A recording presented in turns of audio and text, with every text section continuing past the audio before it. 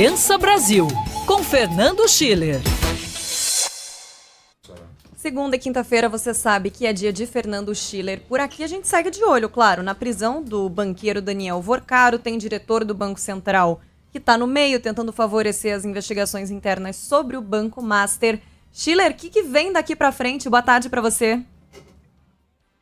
Tudo bem, Larissa? Tudo bem, Ferretti? Olha, é um dos escândalos, eu diria assim, mais... Eu ia usar a palavra democráticos, mas ela é pesada demais e talvez irônica demais. Democráticos porque ela atinge muita gente, né? Atinge várias esferas de poder no Brasil. Esse é um ponto...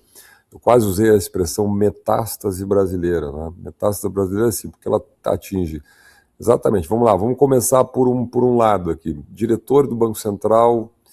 chefe do setor de supervisão de fiscalização do Banco Central. Isso é muito sério. Uma autarquia de natureza especial, independente, uma instituição de Estado, né, que regula o sistema monetário do país. Quer dizer, tudo que não podia acontecer é um banco que é regulado, né, pela autarquia, pelo Banco Central, ter relações promíscuas com diretores do ente regulador. Né?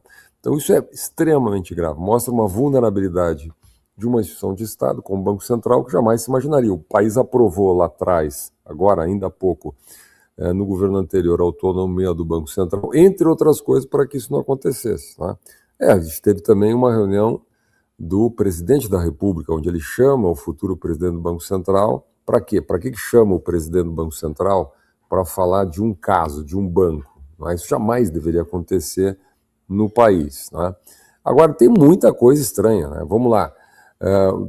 Três coisas, na minha visão, que são preocupantes aqui. Primeiro, quando o ministro André Mendonça pede a prisão provisória, preventiva, né, cautelar, do Daniel Vorcaro, e a Procuradoria-Geral da República diz que não vê urgência, não vê perigo iminente, não vê perigo imediato. Ora, por favor, se você tem um banqueiro com todas as conexões, com a tal da turma, não é? O sicário, fazendo ameaça a jornalistas, mesmo que não fosse nesse momento, mas ele está solto, ele tem recursos, ele tem conexões, ele tem poder de interferir na investigação, né? Que comprou jornalistas, que comprou blogueiros, que contratou escritórios de esposas de ministros, não foi só um ministro com relações diretas com o banco. Então, não há razões para uma prisão preventiva. Vamos lá, o Felipe Martins, para usar uma comparação, está preso preventivamente por suspeita ou denúncia de acesso ao LinkedIn. Não é nenhuma postagem, acesso, um clique no LinkedIn. Né, para ver o nível de comparação que nós estamos na democracia brasileira. Então, preocupa muito isso, né? Essa diferença de atitudes do próprio Estado brasileiro em relação às investigações.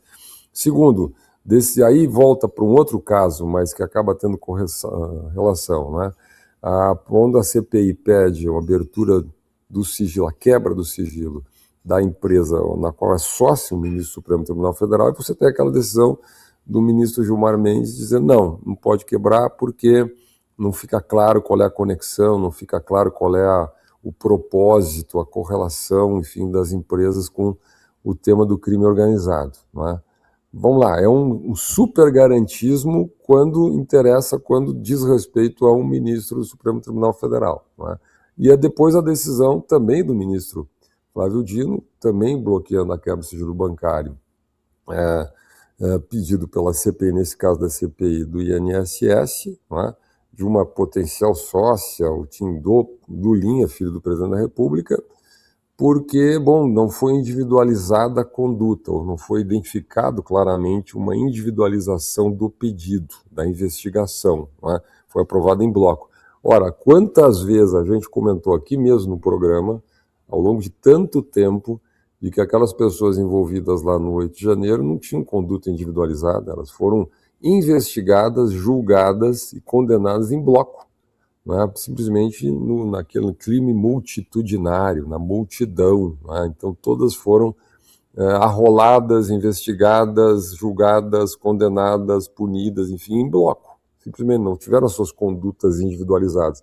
O que me leva, viu, Larissa e Ferretti, é um conceito que é o garantismo de né, de circunstâncias, né? O garantismo que serve para um lado não serve para o outro, o garantismo de ocasião. Isso não podia acontecer. Quer dizer, para investigar a sócia do filho do presidente, então é super garantista, tem que individualizar a conduta, tem que aprovar caso a caso, tem que identificar exatamente as razões. Quando é para punir aquelas pessoas lá do Rio de Janeiro, bom, vai no balaio que está tudo bem, ninguém reclama e não precisa individualizar coisa nenhuma, né? Então isso é problemático e mostra que tem duas atitudes, nesse caso todo, sobre as investigações, que fica claro, inclusive, na diferença de postura do ministro André Mendonça para a postura do então, né, relator, o ministro Dias Toffoli, né? Agora a gente está tendo uma postura muito mais ativa, a Polícia Federal com muito mais autonomia para investigar, não é? Há essa prisão preventiva que já vem tarde, né? E aí vai surgir a grande questão, até onde vão essas investigações? Porque como isso chega em altos escalões da República, como aliás o próprio ministro André Mendonça escreveu no seu despacho, a pergunta é até que ponto a nossa democracia, a nossa república, as nossas instituições irão aceitar a investigação dessas altas autoridades, que a gente vai acompanhar. Fernando Schiller com a gente sempre às segundas e quintas, volta semana que vem. Schiller, valeu, um bom fim de semana para você.